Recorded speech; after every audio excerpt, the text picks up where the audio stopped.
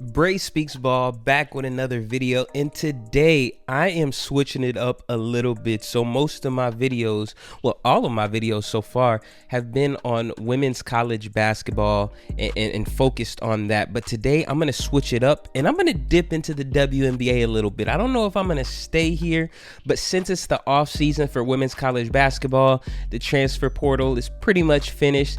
I'm going to talk about the WNBA a little bit, and we'll see how this goes. Now, y'all know me. I always got to come with a hot take, and today is no different.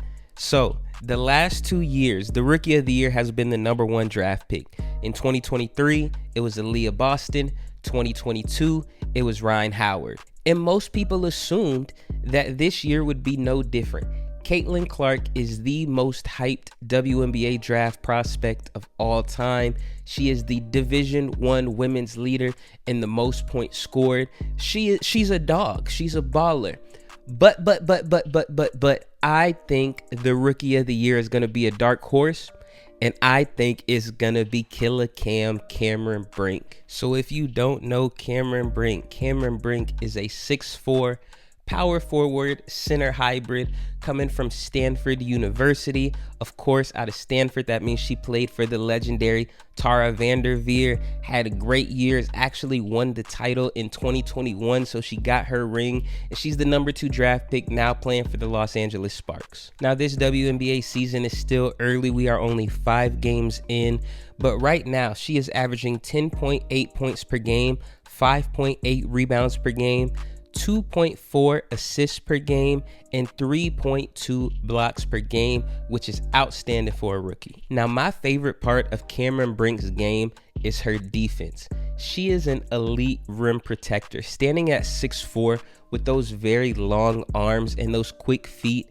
Anytime the ball is entered into the paint, she's there, and she's great at either stopping it or contesting it. Now, her biggest problem with her game in college was that she tended to foul a lot. The reason she got called for fouls so much is because she had a habit of bringing her arms down as well as forward.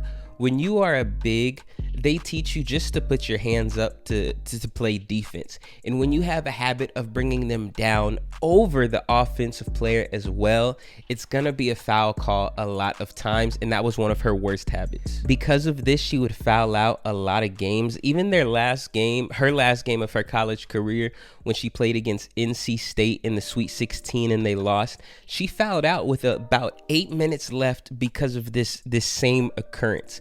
But in the WNBA, it seems like she has improved a lot. She hasn't had any games where she's fouled out, and I think she's really honed in on that. And Kurt Miller, the coach, has probably told her, hey, you can't be doing that in the WNBA. And since she has yet to foul out, her defense has been great, and she currently leads the WNBA in blocks per game, averaging 3.3. So she's really in her bag and not fouling.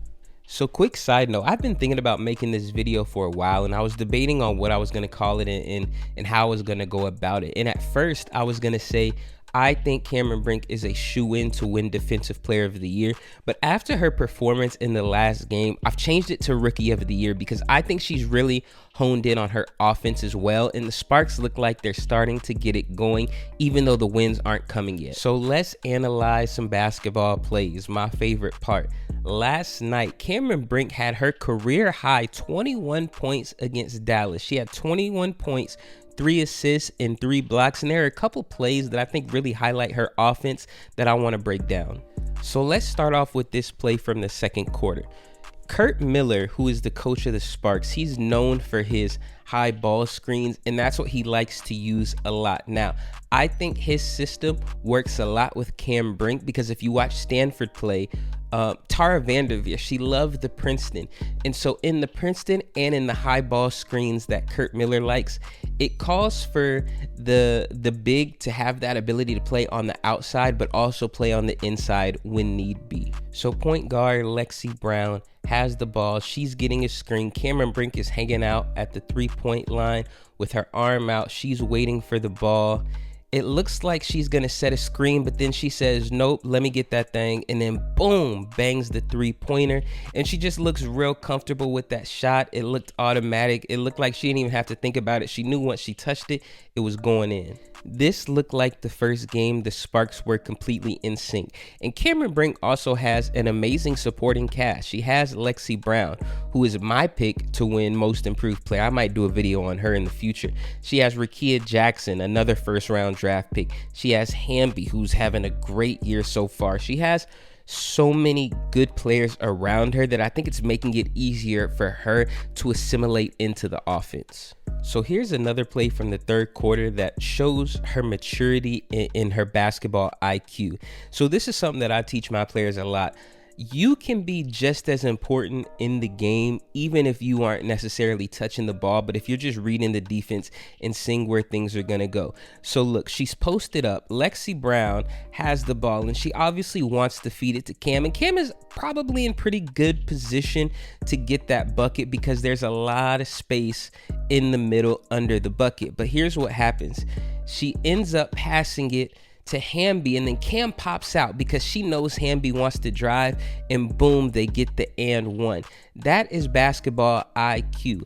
A lot of inexperienced players would have stayed where Cam was, and then it makes it easier for that defender to help. But when she pops out, that defender now has to make a decision. If she's gonna stay with Cam, who's already hit some threes this game, or is she going to stay and try to help? And she does, and she ends up fouling. All in all, the Rookie of the Year race will be tight. But right now, just a few games into the season, I'm calling Cameron Brink not only winning Rookie of the Year, but winning Defensive Player of the Year too. I think she's going to get both of them. Let me know what y'all think. Let me know if y'all think I'm tripping. Let me know if y'all think there's somebody else I need to do a video on who has a chance to win Rookie of the Year. Just tell me what's up. More videos coming soon. Make sure you like and subscribe. Bray Speaks Ball. We out of there.